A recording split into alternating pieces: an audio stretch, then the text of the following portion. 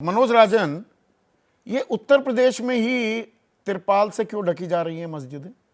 देश के किसी भी बाकी सूबे में नहीं, किसी भी राज्य में नहीं? मुझे लगता है इसको और थोड़ा सा कट शॉर्ट कर देना चाहिए कि उत्तर प्रदेश में भी केवल संभल, शाहजहांपुर या अलीगढ़, हाँ, वहां थोड़ी टाइमिंग चेंज हो गई और एक मस्जिद है। मैं एक बात बड़ी फैक्चुअली कह रहा हूं कि योगी 2 गवर्नमेंट को हुए कम से कम 7 साल हो चुके, पिछली और अगली मिला। आज तक कौन सी होली ऐसी थी जब मस्जिद ढकी गई? क्या जुमा नहीं आया तब? 7 मस्जिदें थी।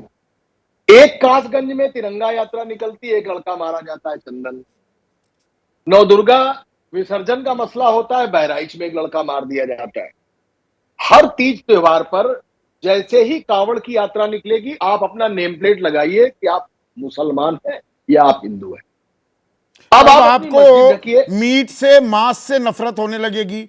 अरे भाई, किसी को अगर रंग से नफरत है तो फिर उसको देश निकाला कर दोगे। आप मांस से नफरत करोगे, कोई खाता है, वो आपको देश विरोधी मानने लगे तो, वो ऐसी मांग करने लगे तो कल को जब कांवड़ यात्रा थी तो सबको नेम प्लेट लगाने का आदेश था कि अपना नाम लगाइए कि चाय भी अगर आप बेच रहे हैं तो आप मैकू हैं या मुबीन हैं, ये आपको बताना। दूसरी बात, अब आ गया है ये होली का त्योहार। तो होली पर एक सीओ, उस पर हम क्या चर्चा करेंगे, आप क्या चर्चा करेंगे? सूबे के मुख्यमंत्री ने कह दिया अरे पहलवान आदमी है, उस पहलवान आदमी की बातें ठीक है, उसको छोड़ दिया जाए। तो सीओ पर चर्चा तो छोड़ ही दीजिए। लगातार मलूक भाई अभी एक बात कह रहे थे, मैं मलूक भाई पे पर्सनल नहीं जा रहा हूं, लगातार वो बात कह रहे थे, या संजय निषाद कह रहे थे, वो संजय निषाद जिनके सारे निषाद गंगा और जमुना दोनों के किनारे रहते हैं, लेकिन गंगा जमुनी तहजीब को मिटाने में वो खुद लग गए पूरी तरीके से। वो खुद पूरी तरीके से लग गए और कुल मिला के उन्मादी भाषण देने लगे।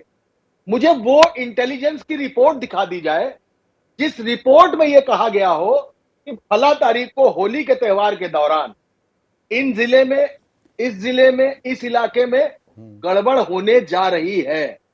एक धारा 144 लगती और दोनों एक पक्ष में रहते। लेकिन इस तरीके से नेम प्लेट से लेके और तिरपाल तक डाले जाते रहेंगे तो माफ कीजिएगा, सिर्फ एक कौम नहीं, दोनों कौमों में बारूद भर रहा होगा। और जिस दिन सर्किट पूरा होगा उस दिन गंगा जमुना सूख चुकी होगी। ये सीधा चुनावी एजेंडा भी तैयार हो रहा है और इसमें जो असल मुद्दे हैं, और मैं युवाओं की बात यहां पर करना चाहूंगा, युवा सबसे आगे होते हैं इसमें। जब भी इस तरह के भड़काऊ माहौल तैयार होता है, बेरोजगारी का आलम, मैंने वो सिर्फ इसीलिए कांस्टेबल भर्ती का सिर्फ एक उदाहरण दिया है, वो तो बाकी 18 पर्चे लीक हुए हैं उत्तर प्रदेश में, उन बातों से बिल्कुल ही ध्यान हटा दिया जाए। ये तैयारी हो रही है। मैं छोटा सा एक उदाहरण दूंगा आपका। मायावती ने अपनी सभा में कई लाख, कई करोड़ रुपए के नोटों की माला पहनी। हम लोगों को लगा बहुत बड़ी खबर है और बहुत बड़ी खबर बनी।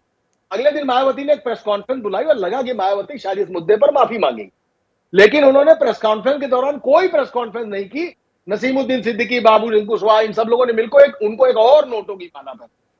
तो ये उनका स्टाइल ऑफ पॉलिटिक्स ये था कि पूरे विपक्ष को इसी में उलझाए रहो, बयानबाजी कराए रहो और हम अपनी राजनीति करते रहेंगे। लेकिन इन मुद्दों से, फिर कहता हूं, जो चुनाव की दशा हुई थी लोकसभा में, उसको दोबारा फिर एक बार ध्रुवीकरण करने के लिए हर तीज, हर त्योहार लगातार वही प्रयास हो रहे हैं कि 2 धड़े बट जाए और 2 धड़ों में राजनीति होती रहे।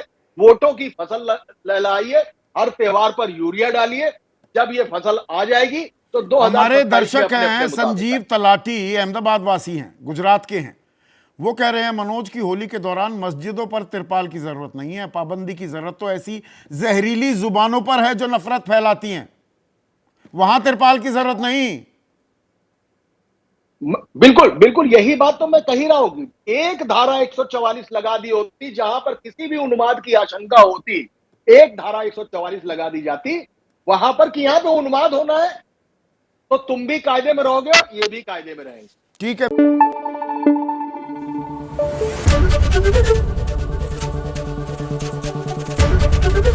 एबीपी न्यूज आपको रखे आगे।